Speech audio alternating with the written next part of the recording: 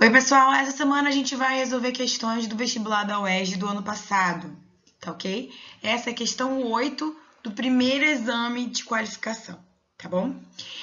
Vale lembrar que as questões da UERJ elas são classificadas em nível fácil, médio ou difícil, de acordo com o percentual de acertos. E essa questão, ela é considerada difícil porque ela teve 66,85% apenas de acerto, tá? Dá uma olhada comigo e vê se não deveria ter aí uns 90, no mínimo, de acerto, 90% de acerto.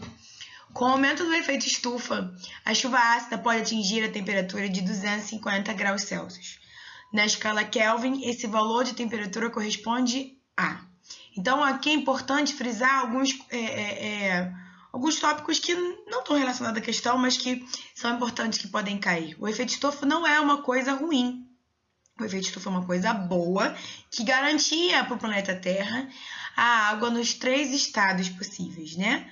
Sólido, líquido e gasoso. O aumento dele é que tem atrapalhado, né, devido ao aumento da poluição, né, a elementos mais pesados na atmosfera. Então, a temperatura pode atingir, então a temperatura em Celsius pode atingir 250 graus Celsius.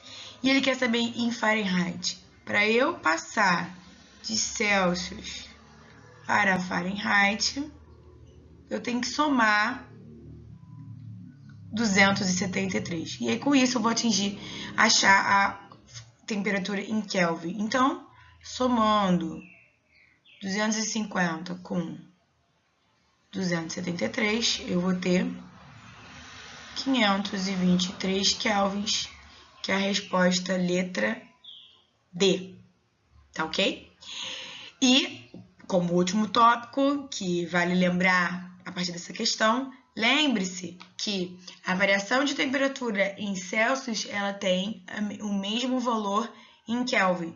Então, se por acaso você precisar fazer um problema, por exemplo, de calor, né, sensível, onde a unidade de calor específico peça a temperatura, né, solicite a temperatura em Kelvin, não em graus Celsius.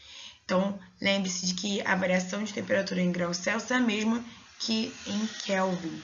Então, se a temperatura final for tal, a temperatura inicial for tal, e a variação for 20 graus Celsius, você não precisa fazer a mudança para cada um dos tópicos da temperatura. Você pode fazer a variação de temperatura, e se for uma variação de temperatura de 20 graus Celsius, a variação em Kelvin também vai ser de 20 kelvins.